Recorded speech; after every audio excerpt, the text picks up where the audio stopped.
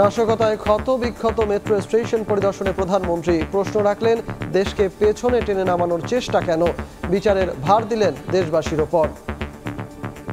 আজকে যে ভয়াবহ ধ্বংসের চিত্র দেখলাম, এটা বিশ্বাস হতে চায় না যে এদেশের মানুষেরা করতে পারে, কিন্তু সেই কাজই করেছে।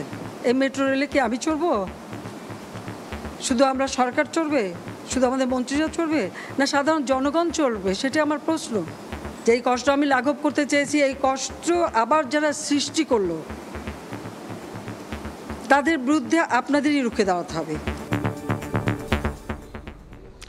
দেখছিলেন প্রধান শিরোনাম। সন্ধ্যার সময় সঙ্গে আছি আমি সজল মিত্র রিচার্ড। এবার অন্যান্য শীর্ষ সংবাদ।